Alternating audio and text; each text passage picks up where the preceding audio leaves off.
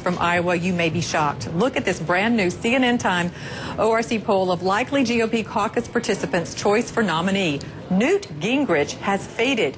Mitt Romney is on top, followed closely by Ron Paul. And Rick Santorum, well, he has surged into the top 3. With just 5 days to go before the caucuses, it's looking like a brand new ball game, and it's all fair game today right here. Let me bring in Republican strategist Ron Bonjean and CNN political analyst Roland Martin. Let's start with Santorum, whose support has more than tripled since the beginning of the month, guys. He explained his climb in the polls to Wolf Blitzer yesterday on the Situation Room. Here he is. It's like any small business person, Wolf. If the money's not coming in, you just got to work harder. And that's what we're doing. We're continuing to work hard. We're going, up in the morning doing radio shows at 6 o'clock in the morning here and going till, 9, 10 o'clock at night, and town meeting after town meeting. 357 town hall meetings I've done in the state of Iowa. And, hard work pays off. I guess it does. Roland, is Santorum's efforts, are they paying off, or is he just another candidate to get his 15 minutes before falling? No, bottom line is, I've always said from day one, no one has been paying attention to this race prior to December. Look, we spend all of our time with these polls and who's up, who's down. Frankly, the average voter does not give a damn. Now, all of a sudden, 1 week out, then all the people are paying attention. So it's no shock that you're seeing this movement in these polls. Because even all the major polls, more than 50% of GOP voters hadn't made their mind up. Santorum has put all of his efforts in Iowa, so it's no surprise he's seeing this kind of movement. I think we're going to see even more back and forth leading up to Tuesday, so it's no shock. And Ron, do you agree now that folks are putting away the Christmas tree, they're starting to pay more attention? Oh, no, absolutely right. The media is covering it 24/7 now. You just showed 3 events on the screen. I think that for Santorum, it's a life lesson. Part of being successful is just showing up in life and in politics. He's visited all 99 counties. He's held countless town meetings. And I think what you're seeing is voters who are walking away from Newt Gingrich because of the negative attack ads and the exposure he's had. I think Gingrich surged a little bit too early. And it's from voters that still can't get to Mitt Romney just yet. They still can't vote for him. However, I think Roland's right. 43% of Iowa Republican voters still could change their minds, and there's a lot of time left on the clock. Even though it seems just like a few days, that's forever in politics. Yes, you're absolutely right. That's a lot of towns all across Iowa. But I have to ask, as far as Santorum, all of the will that he has spent in Iowa, well, that will hurt him and his chances immediately down the road. I think it will. This is exactly what you're supposed to do. This is what you're supposed to do, okay? It's the first state. I'll tell you, one person who's probably sick to his stomach is Tim Pawlenty, because he was operating from conventional wisdom. I don't do well in the Ames, Iowa straw poll, and so all of a sudden I drop out of the race. Well, we've seen what has happened with Santorum, what happened with Herman Cain, with Newt Gingrich. When you don't have the big money behind you, the game has changed. You said it yourself, 2,500 journalists in Iowa 4 years ago, 1,500 today. The internet has changed the game. Cable television has changed it. You're not running conventional races like you used to, but Santorum put the boots on the ground like he was supposed to, and he's seen the net result. Can Newt Gingrich do anything to surge back, Ron? I think it's going to be pretty difficult. He's doing everything he can. One of the two problems that he had is, one, he set the expectation out early that he was going to win Iowa. I think that was a huge mistake. The second one was not responding to these negative attack ads right away. We saw that back with lessons passed, like John Kerry, for example. You have to respond to these attacks, or else they define you. If you're the candidate, you think people know who I am. No, they don't necessarily do, and you're going to have to fight back. One more question to both of you, and that is the defection from Michelle Bachmann to Ron Paul by the head of the campaign staffer there. We are about to talk with them, so I want your thoughts on that. Let's start with you, Roland. Look, this is no surprise. You see this in Iowa all the time. And look, you want to jump on the bandwagon of winners. Now, of course, the whole accusation in terms of did he get paid for it? I mean, let's just be honest. It's not like money doesn't flow around Iowa and other states as well. Guy sounds pretty nutty, though, to actually be at a Michelle Bachmann rally, and then you show up at a Ron Paul rally later on. But we've seen this historically where politicians play for favors and stuff. And understand, a caucus is different from a traditional primary.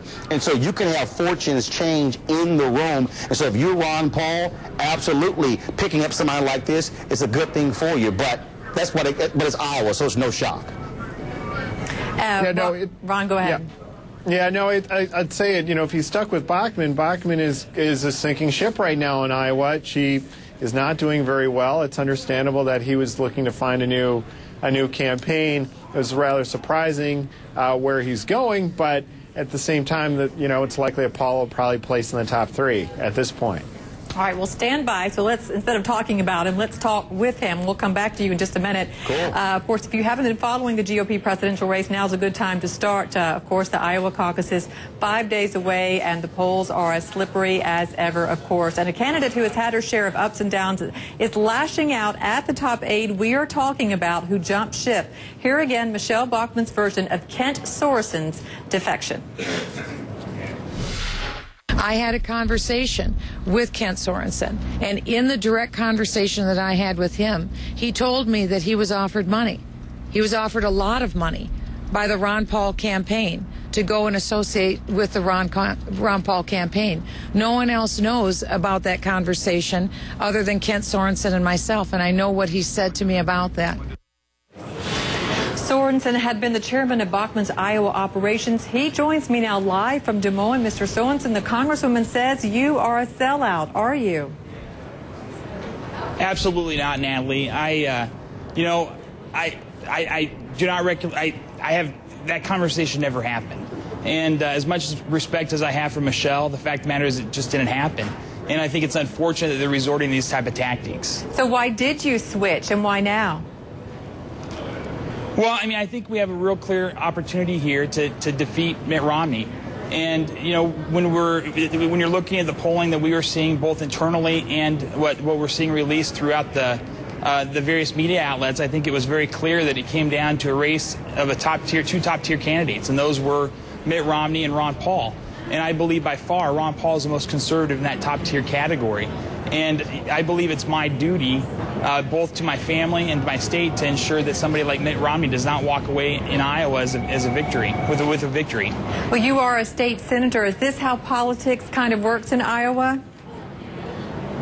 I'm doing this as an individual citizen. I am a state senator, and I'm not sure this is how politics works. The fact of the matter is I make tough decisions every day. I'm willing to be scrutinized for those decisions if I believe they're right. I believe this is a right decision. I believe that when we see polls coming back where it's a 2-point race between Mitt Romney and Ron Paul, I believe that we have to make a tough decision. I love Michelle Bachmann. I love her family. I think they're fantastic people. I think it's unfortunate that they've resorted to these type of tactics. But the fact of the matter is she wasn't going to win Iowa. And I believe that we had to make a clear choice. And I believe it was my duty to my family and to my state to make sure that we're not electing a frugal socialist like Mitt Romney. Well, do you worry, though, that this will hurt your own prospects as a campaign organizer now? Well, in all honesty, listen, 3 years ago, I owned a janitorial company.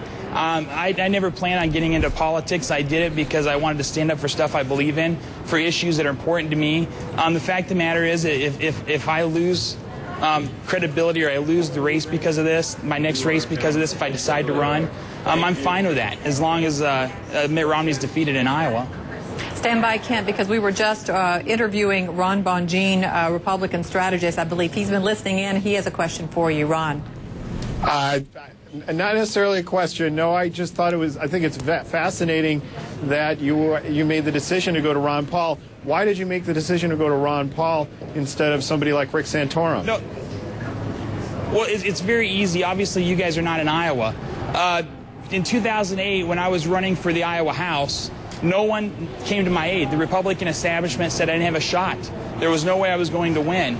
There was one group of people that came to my aid and helped put me over the top, and that was people that's helping on the Ron Paul campaign. And then when I was going into my 2010 Senate race, it was a very tough race.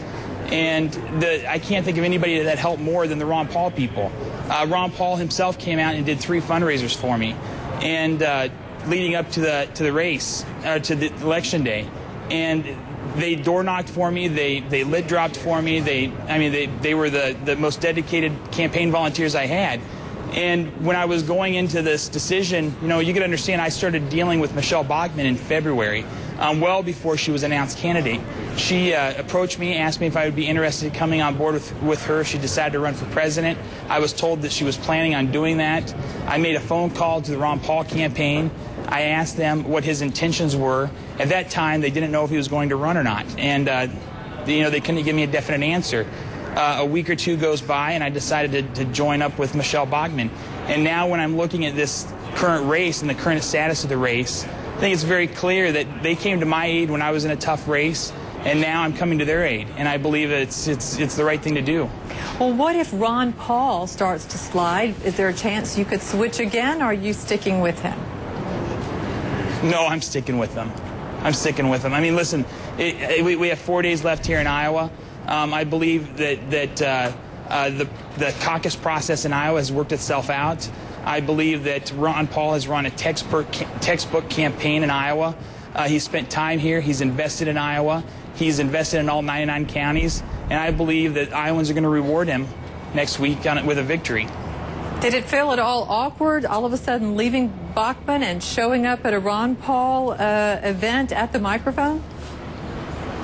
Well, yeah, I mean, and here's something else I want to make clear. I heard you guys talking beforehand that I was at a Bachmann event earlier in the day. Well, that Bachmann event happened to be in my hometown that I represent.